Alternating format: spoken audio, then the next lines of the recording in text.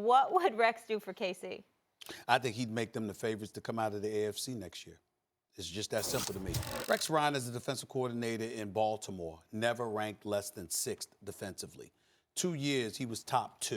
1 year, he was 5. Another year, he was 6 in Baltimore as a defensive coordinator. As the head coach for the New York Jets in the 6 years that he was there, I mean, at least 4 times he was ranked in the top 8, 3 times in the top 5.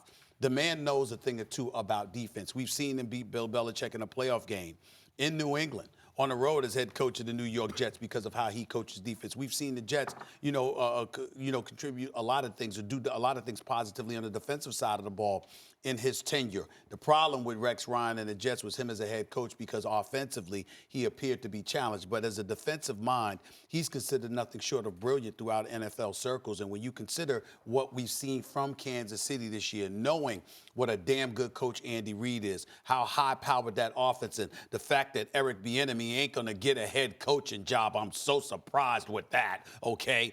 The fact that he's going to still be there next year in all probability, that Andy Reid is going to still be there, that Patrick Mahomes is going to be there, that Tyreek Hill is going to be there, that Travis Kelce is going to be there. On the offensive side of the ball, you expect the Kansas City Chiefs to be just as potent as they were this year. The question is, what do you do? What do they look like if they have any kind of defense? And the answer would be they would probably be the favorites. And that's the way I'm looking at it. And that's why I would bring Rex Ryan on board in a heartbeat. I think there's a good chance Rex Ryan improves the defense. I'm not positive, though. Has he kept up with the new NFL? You know, you have to be able to coach against these new offenses and the kind of Big 12 concepts that are all over the league. And Rex Ryan was an excellent defensive coordinator. He was not an excellent head coach.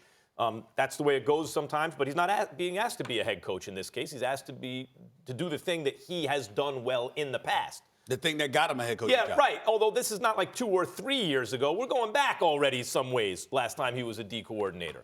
The fact is the KC defense is a little underrated. They had, at least statistically speaking, the best pass rush in the league, actually. People don't know that. They could get to the quarterback. They couldn't stop the run to save their lives, but you know what? They had one of the hardest offensive schedules of any team in the NFL. Like, when you look at the other playoff teams, understand, they all had, like, the easiest offensive schedules, meaning how efficient the offenses were that they played against. The Chiefs were, like, 7th or 8th or 5th or 6th hardest in the NFL. So stopping the run against teams who are going to do those things well is a little harder than, when you have an easier schedule. Nevertheless, by playoff time, they seem to do that well again.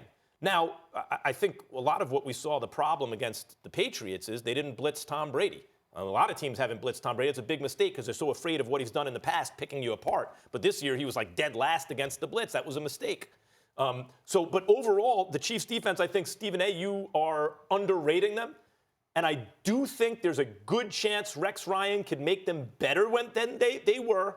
I'm not 100% sure yet. He has to show that he can still do it in this NFL. But based on his track record, you'd have to think it's an upgrade. Rex Ryan is a defensive savant. They make no question about it. This man knows defense.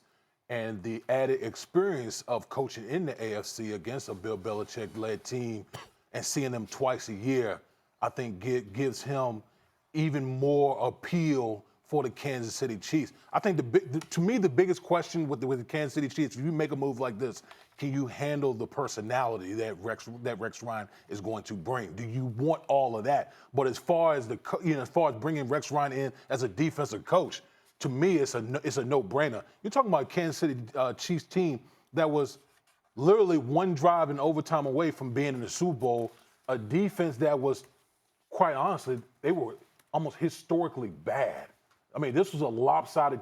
This was a one-sided team, heavily on the offensive side of the football. Rex Ryan would come in with a team that personnel is exactly the type of personnel that he's used to coaching. Which is what, Damian? It's like a 3-4. That's Bob Sutton, the former defensive coordinator, coached under Rex Ryan with the New York Jets. So it wouldn't be much of a transition as far as personnel is concerned. Well, Rex Ryan would bring the scheme in that those guys can hit the ground running. A couple of things that need to be said. Number one, I don't want to hear anything about Rex Ryan's personality because that's as a head coach. As a defensive coordinator, nobody ever said a word about his personality. Here's what I'm saying. Sometimes head coaches don't like big personalities as assistant coaches. That's the point I was making. Gotcha. Okay, that's fair. I guess what I'm saying is, if you're Andy Reid, desperate times call for desperate measures. You held on to Bob Sutton. I have no doubt that ownership played a role in Andy Reid getting rid of Bob Sutton, because there was a lot of heat on Reid last year, after last season, to get rid of Sutton, and he held on to him. Secondly, when you look at the defense, I don't want to hear that I'm underrating them. Hell no. 27th against the run, 31st against the pass, 31st in yards allowed. The defense was awful. I said it before the players, they couldn't stop a cold. Now, they showed up and did something against Indianapolis, and then they couldn't make any stops when they really counted against the New England Patriots. So I'm saying to you, obviously, if Rex Ryan arrived, that would put incredible and tremendous heat on Andy Reid. But I'm only saying that because I'm assuming that the defense would be so significantly upgraded that now there is no excuse, because clearly this year you could look at the defense as the Achilles heel for the Kansas City Chiefs. You're not going to be able to do that if Rex Ryan is there. I'm not saying you're grossly underrating the Chiefs' defense. I've talked about it all year. They couldn't stop the run to save their lives.